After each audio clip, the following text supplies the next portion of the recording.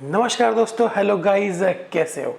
तो आज की वीडियो में हम इन नॉट इन दो ऑपरेटर्स के बारे में जानकारी लेने वाले।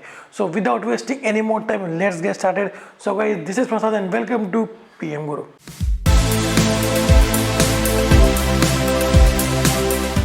तो पहले बात कर लेते हैं कि इन ऑपरेटर किसे कहते हैं। ठीक है, तो in operator allows you to specify multiple values in a where clause. ठीक है, this operator is a shorthand for multiple और कंडीशंस। अब ये क्या है, जरा गौर से सुनो। ठीक है, अगर यहाँ पे मैं वेयर क्लॉज का यूज कर रहा हूँ, ठीक है, मतलब कि हम क्या करते हैं, जब वैल्यूज को रिट्रीव कर रहे होते हैं तब हम वेयर क्लॉज का यूज करते हैं, राइट।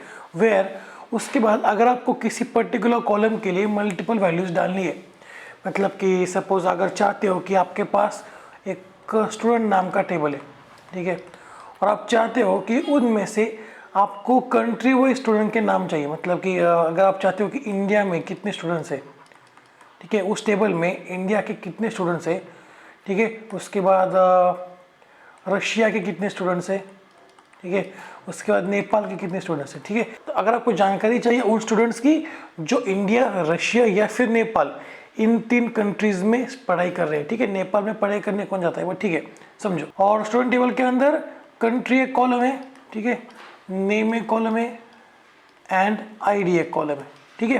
तो ऐसे तीन कॉलम से स्टूडेंट टेबल के अंदर।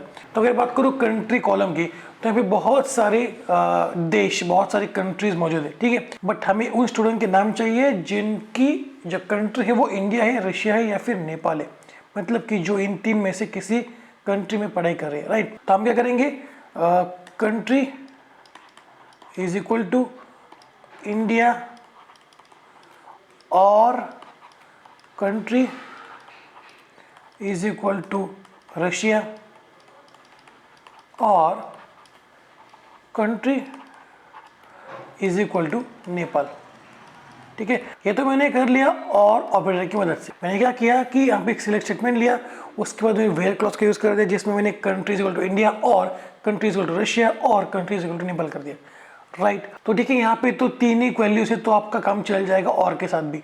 बट अगर आपके पास बहुत सारे कंट्रीज है, सपोज आपको चाहिए कि एशिया कॉन्टिनेंट में जितने भी कंट्रीज है उनमें जितने भी स्टूडेंट्स है उनकी इंफॉर्मेशन रिट्रीव करो, तो भाई क्या आप हर कंट्री के लिए कंडीशन लिखोगे और उनके बीच में और क्या यूज करोगे?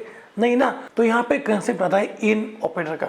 ठीक है, मैं इसको रफ कर लेता हूँ फिर दिखाता हूँ मैं आपको। ठीक है, यहाँ पे हम क्या कर सकते हैं कि किसी कॉलम के लिए वैल्यूज को डाल सकते हैं और इन वैल्यूज के ऊपर से हम डेटा को रिट्रीव कर रहे होंगे, राइट। वो कैसे, एक बार देख लेते हैं।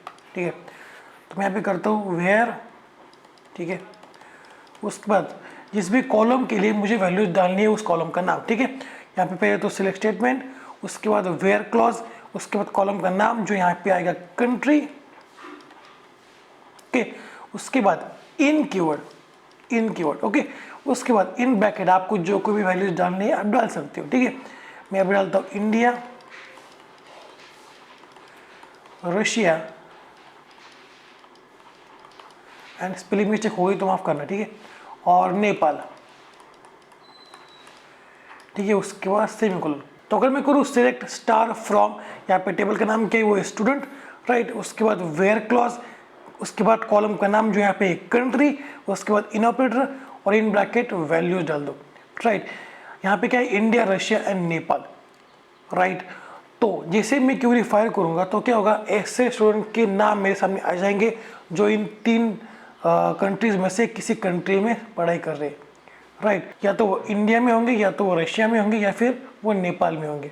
तो देखो, अगर आप कोई सिलेक्ट स्टेटमेंट यूज़ कर रहे हो और आप किसी कॉलम के लिए मल्टीपल कंडीशन डालना चाहते हो तो हम यूज करते हैं इन ऑपरेटर का। ठीक है, समझ में आ रहा है क्या हो रहा है? ओके, तो अगर मैं यहाँ पे कर दूँ नेम और उसके बाद मैं यहाँ पे इन की बात कर दूँ प्रसाद, संकेत एंड अंकुश, तो क्या होगा, उन सभी स्टूडेंट के नाम यहाँ पे आ जाएंगे, इंफॉर्मेशन यहाँ पे आ जाएगी जिनके नाम जो है वो एक तो प्रसाद है या फिर संकेत है या फिर अंकुश है, राइट। तो ये जो काम है आप और की मदद से भी कर सकते हो। यहाँ पे तो तीन वैल्यूज है तो काम आपका और के साथ भी चल जाएगा। बट अगर वैल्यूज बहुत ज़्यादा है, ठीक है, सपोज कि 50-100 वैल्यूज है, तो आप हर बार और का यूज़ नहीं कर सकते। तो वहाँ पे आप इन ऑपरेटर का यूज़ कर सकते हो। कॉलम का नाम डाल दो, उसके बाद इन कीवर्ड का यूज़ कर लो और उसके बाद इन ब्रैकेट जो भी वैल्यूज है वो डाल सकते हो। ठीक है। उसके बाद क्या होगा, जिस रिकॉर्ड के लिए ये कंडीशन सेटिस्फाई हो रही होगी, मतलब कि उस कॉलम में इनमें से कोई वैल्यू आ रही होगी, तो वो रिकॉर्ड रिट्रीव हो जाएगा, राइट। तो अब आगे बढ़ते, ठीक है। तो इसका एक और सिंटैक्स कह सकते हैं या फिर एक तरीका कह सकते हैं कि देखो, आप इन के बाद यहाँ पे सिलेक्ट स्टेटमेंट का यूज़ भी कर सकते हो।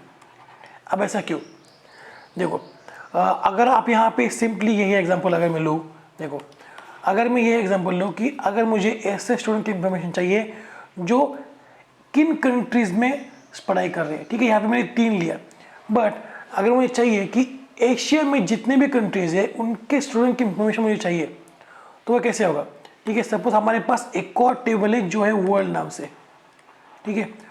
तो इसमें कंट्रीज एंड कॉन्टिनेंट ऐसे 2 कॉलम्स है, ठीक है।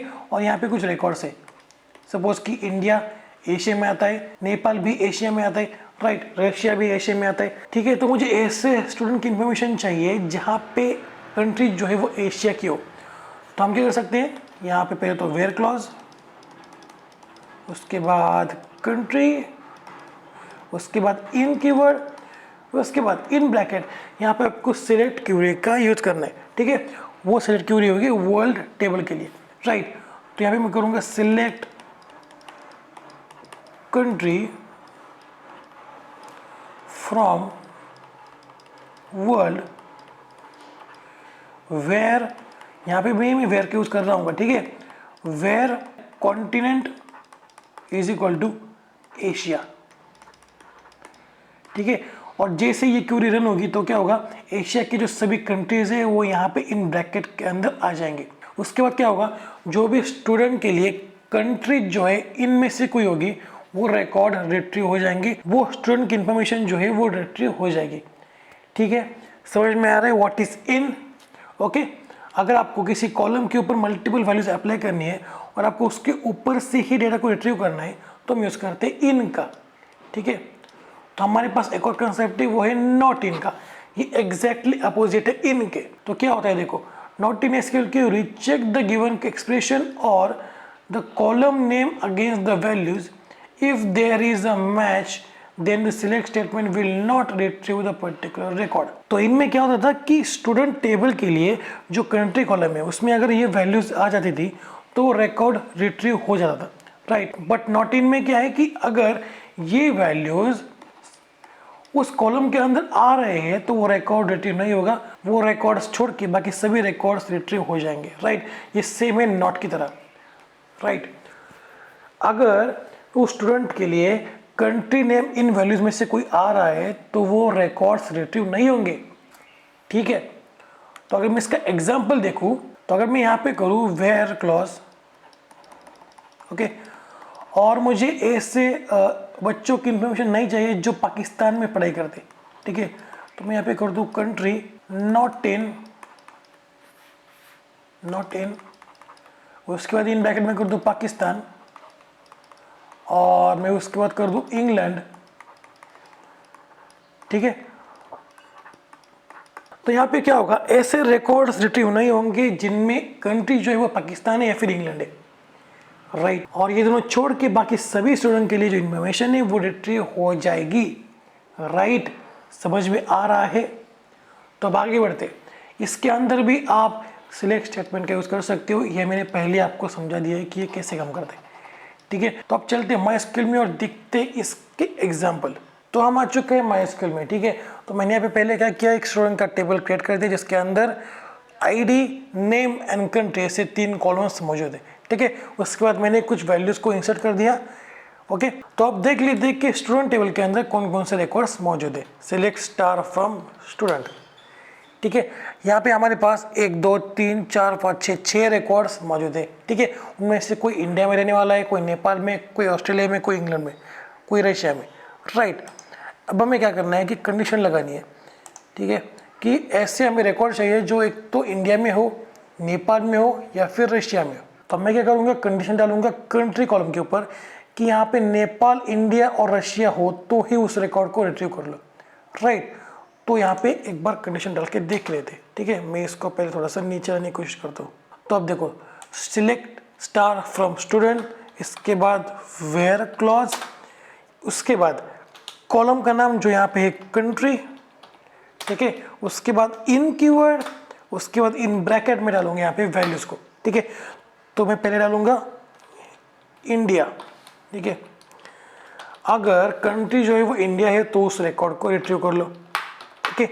उसके बाद सेकंड वैल्यू होगी वो होगी रशिया, ठीक है। तो अगर कंट्री जो है वो रशिया है तो उस रिकॉर्ड को रिट्रीव कर लो, ओके। और तीसरी वैल्यू क्या है कि नेपाल, अगर स्टूडेंट नेपाल में पढ़ाई करता है तो भी उस रिकॉर्ड को रिट्रीव कर लो, ठीक है। अब इस क्वेरी को फायर कर लेते हैं। हमारे पास बेसिकली 6 रिकॉर्ड्स थे, बट अब देखते हैं कि कितने रिट्रीव होंगे, ठीक है। तो अब इस क्वेरी को फायर कर लेते हैं।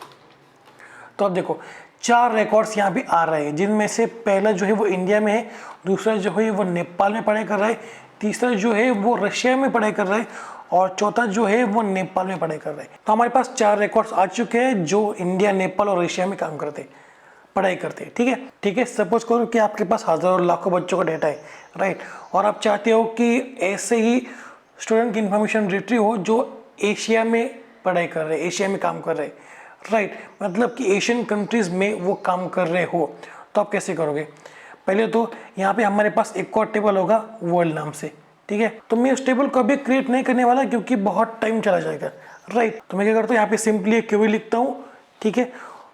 सिलेक्ट आएगा पहले, ठीक है, सिलेक्ट कंट्री, कंट्री, ओके। उसके बाद फ्रॉम, टेबल का नाम क्या है, वो है वर्ल्ड, ठीक है। यहाँ पे मैंने कोई भी वर्ल्ड का टेबल अभी तक क्रिएट नहीं करा है, ठीक है।